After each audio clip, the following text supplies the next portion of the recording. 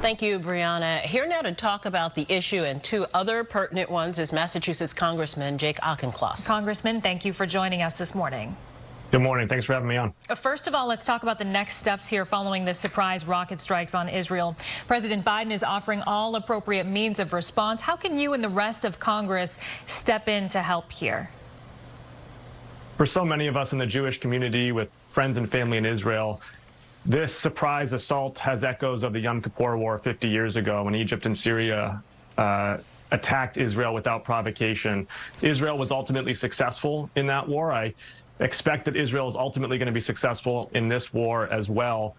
But it is going to require international support. The United States has long provided $3.5 billion in security aid to Israel. That aid is saving lives as we speak through Iron Dome, which is shooting down rockets being fired by Hamas from the Gaza Strip.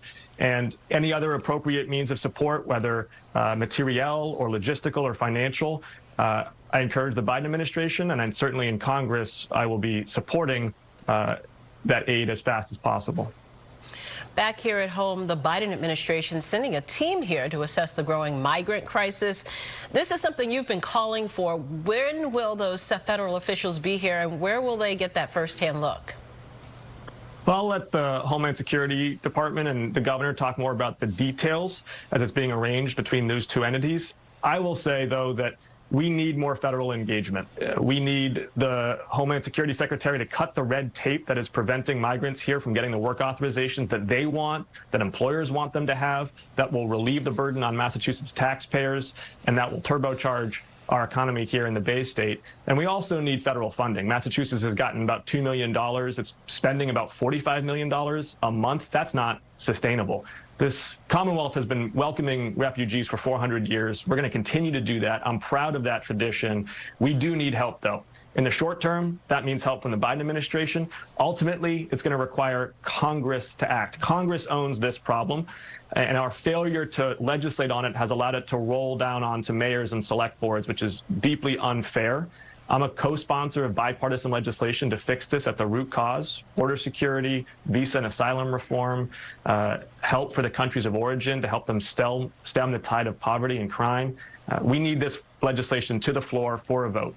You mentioned it. Really, we do need meaningful immigration reform here. It doesn't seem like very much is getting done in Congress right now. So what's the status of this issue? In Congress, the status is that the Republican conference can't even govern themselves, much less govern the country.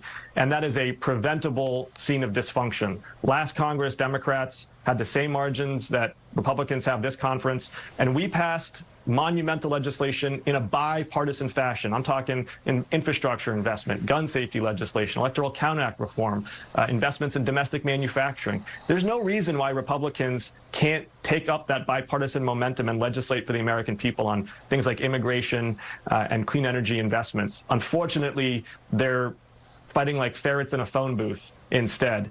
And as Democratic House Minority Leader Hakeem Jeffries has said, and which I support, we are ready to offer them a way out, but they are going to have to change the rules of the House to allow for bipartisan governance and to isolate their extremists, because they have a group of arsonists that are holding them hostage. You led us right to the next question. The drama now surrounding the House Speaker after Kevin McCarthy was ousted following the deal he cut with the Democrats. What do you make of the whole saga? What's next? How is this going to end? There's a crocodile caucus in the House Republican Conference. And what I mean by that is an appeaser is someone who feeds a crocodile hoping it'll eat him last.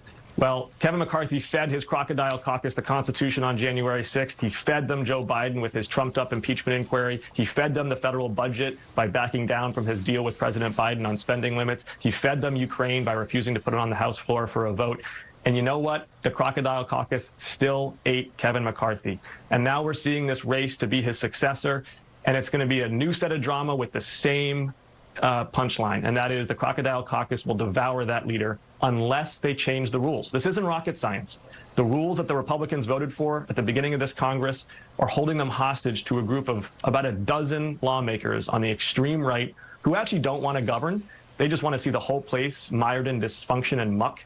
And what Democrats have said repeatedly is change those rules, restore bipartisan governance, and we can start doing big things for the American people like we did last Congress when we passed the boldest climate action and clean energy investment in history when we increased the child tax credit to reduce food insecurity for families throughout the country. We can do these things, but the Republicans have got to start putting America first and stop putting MAGA first. Okay, with that, thank you so much, Congressman Jake Auchincloss. We appreciate you this morning. Good to be with you. Time now.